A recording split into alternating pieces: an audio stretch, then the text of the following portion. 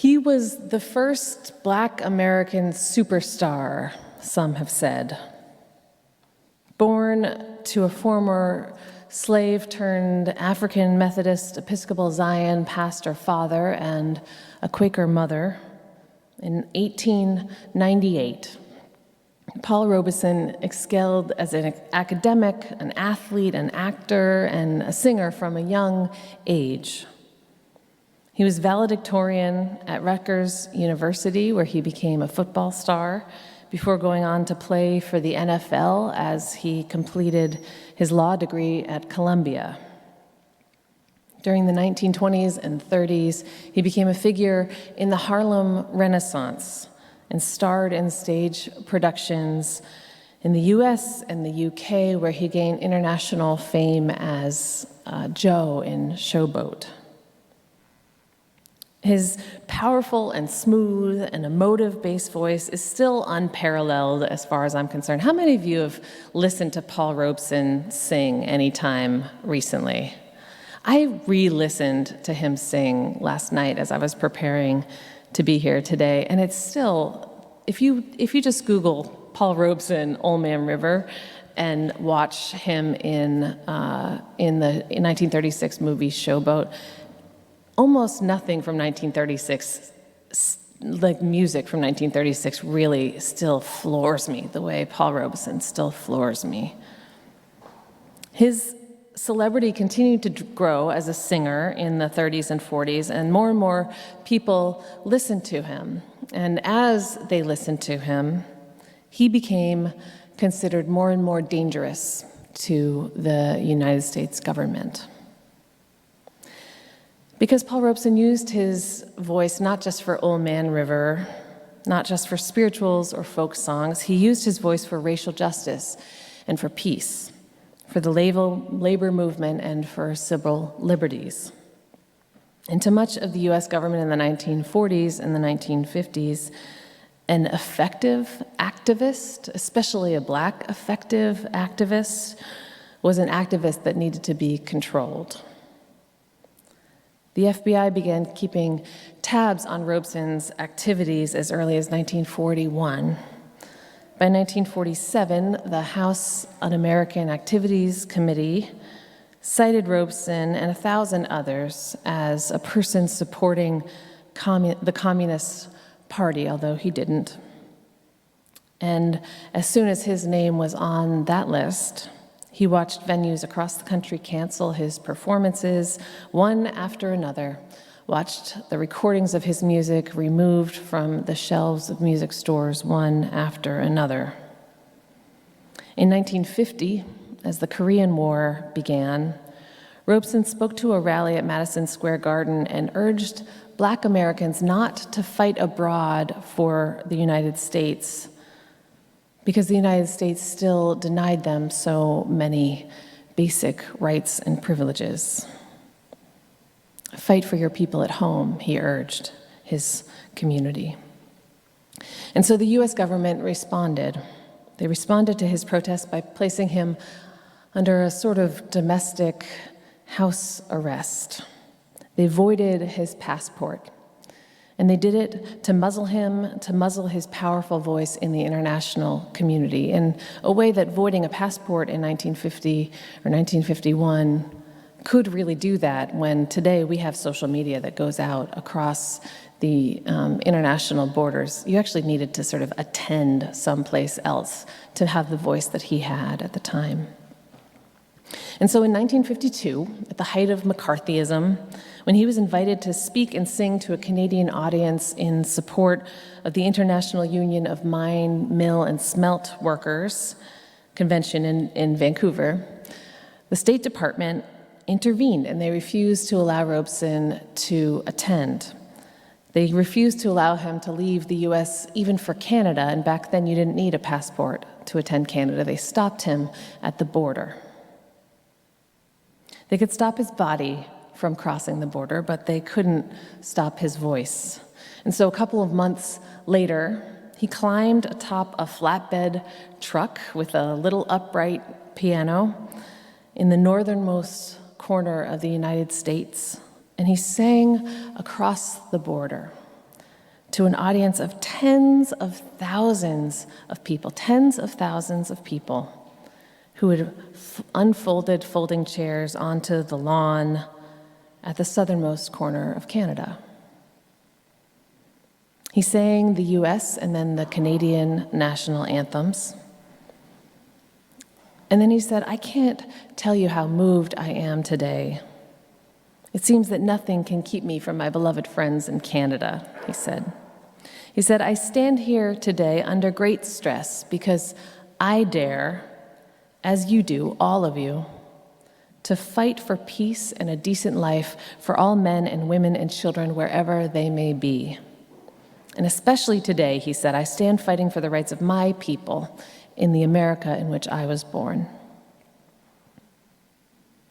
And then he sang, "Every time I feel the Spirit moving in my heart, I will pray." And then he sang the old Union folk song, "Joe Hill." And then he sang "Old Man River." And then he sang "No More Auction Block for Me."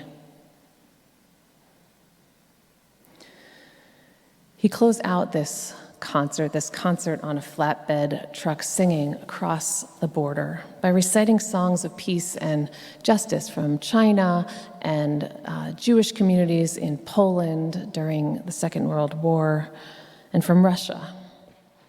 Traveling around the world, he said, "I have seen and experienced the oneness of mankind, not the differences, but the likenesses, the common human spirit that we see in the people's songs." He sang into Canada, the poet says. His voice left the USA when his body was not allowed to cross that line. Remind us again, brave friend, what countries may we sing into?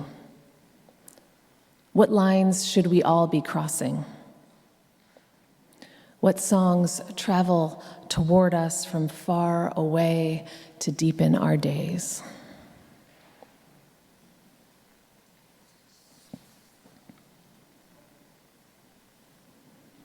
Today's service is about borders and becoming border people. And it feels important to say at the beginning that nature doesn't recognize borders, right? That land flows from one ecosystem to another, crisscrossed by rivers and mountains, by oceans and plains, but the earth itself is not owned by people. And borders themselves are not necessarily evil. It's the policing and the militarization of borders. It's the use of borders to oppress that is evil. That's what we're talking about today. Borders can be used to define us or to divide us, to connect us to those within our borders or to restrict our ability to move freely. And borders are places of danger, places where police and vigilantes often enforce human division through force or through incarceration or just plain old expulsion. In this past year alone, border crossings have skyrocketed in this country, with more than 1.6 million encounters by customs officials on the US-Mexican border and people who have crossed the borders this past fiscal year. 1.6 million encounters. That's more than quadruple the year before. It's the highest total on record. And many of these encounters were repeat encounters, people who had crossed the border and were captured and expelled back to Mexico, even if that's not where they came from, and then tried to cross again and again, seeking a better life. With each new crossing, migrants are often forced to try a more dangerous route, right? You try the safest route, if that doesn't work, you try the next most dangerous, and then the next most dangerous until you can find yourself in a new home that is ultimately safer than where you were. People brave rushing rivers and scorching deserts in an attempt to make a new home for themselves here. And as the border encounters have skyrocketed, so too have the dangers at our borders. Deaths along the borders have skyrocketed too. 557 people have died during border crossing attempts from Mexico to the United States this past year, which is almost double the previous year. 557 people, and that's only the bodies that were found. Borders are dangerous places.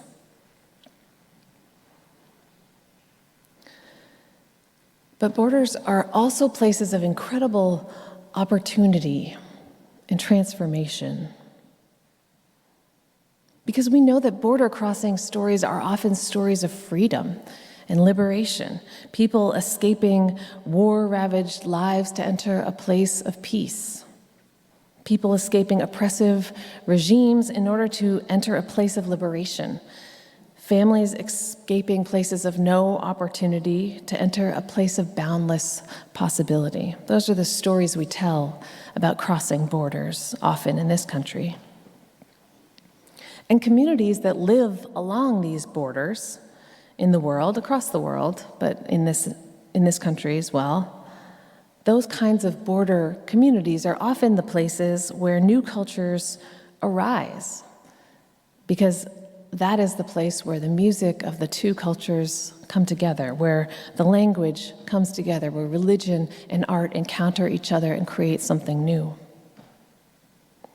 I think of our new version of hybrid congregational life to be a kind of border place where people in all different places and people in one place here encounter one another and are made richer by that encounter.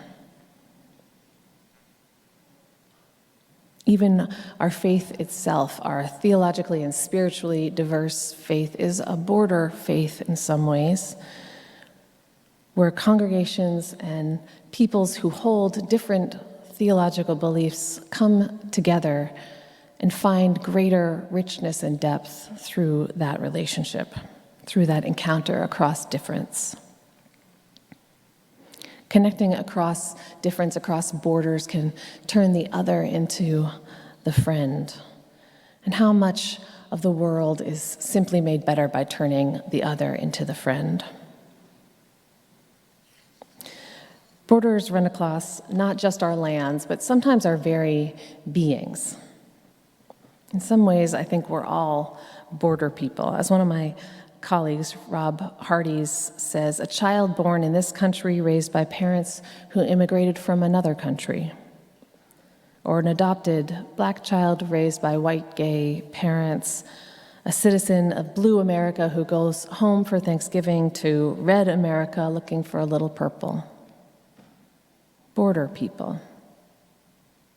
People whose lives are defined by this meetup of cultures.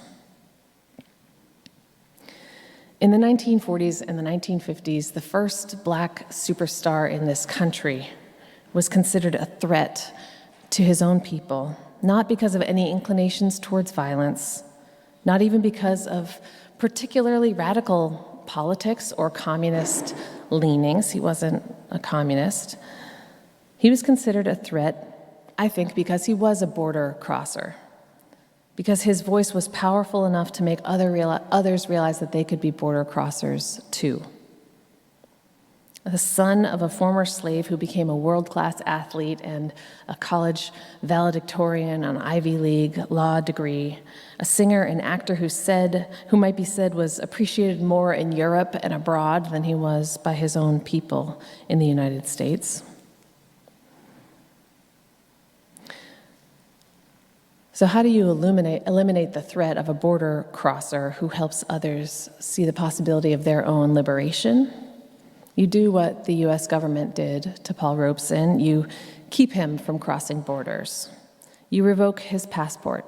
You don't even let him travel to neighboring lands that didn't require him to use a passport. You blacklist him so that his voice cannot be heard from record players in people's homes, so that the rumble of his bass cannot shake those glittering, chandeliered concert halls or even those tiny, faithful churches that he traveled to before blacklisted. In other words, you confine him. That's how you try to eliminate a threat. Listen, the poet says, Paul Robeson stood on the northern border of the USA and sang into Canada, where a vast audience sat on folding chairs, waiting to hear him. He sang into Canada. His voice left the USA, where his body was not allowed to cross that line. Remind us again, brave friend, what countries may we sing into? What lines should we all be crossing? What songs travel toward us from far away and deepen our days? Robeson could have let McCarthyism stifle his activism. He could have capitulated, he could have shut up. He could have sung songs of empire rather than liberation. He could have cut ties with justice movements and taken acting roles that reinforced stereotypes of Black Americans rather than shattered them. He could have let the dangers of being a border person, the FBI surveillance and phone tapping that he endured, the financial ruin that he endured from not being able to travel freely as a performer, he could have let these things shut him down. Any one of us could let the dangers of being border people stifle our calling for an end to oppression. We could let it shut down our striving for liberation. Any one of us could choose to avoid those places where we meet across difference. Any one of us could choose to give up on a chance of creative transformation that only lives in those places. But my friends, if we seek a world of awakened love and justice, we have to become border people. The poet says, what lines should we all be crossing? We all have to become border people. Like Paul Robeson, like the thousands upon thousands of migrants who move from country to country around the world each year seeking a better life. Like the millions upon millions of us who find borders running right through our very beings.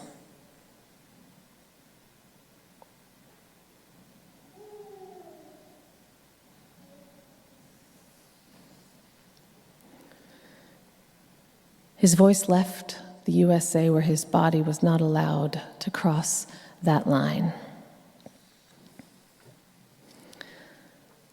My friends, when our bodies cannot cross lines, may we find that our voices still can. May we choose to occupy those spaces where we encounter something different, someone different, and choose not to see danger there, but to see connection there, commonality. May we be the people who sing across the borders. May we be the people who brave danger in order to connect in the in-between places. If not in our bodies, in our voices. If not in our voices, in our love. May it be so, and amen. Hi, I'm Reverend Hannah Capaldi. And I'm Reverend Abbey Tennis. We are the ministers at the First Unitarian Church of Philadelphia, where our mission is to awaken love and justice in our lives and in the world. We're so grateful that you watched, and we hope that the sermon connected with your soul. We also want to invite you to join us for a live worship service every Sunday at 11 a.m. Eastern Time.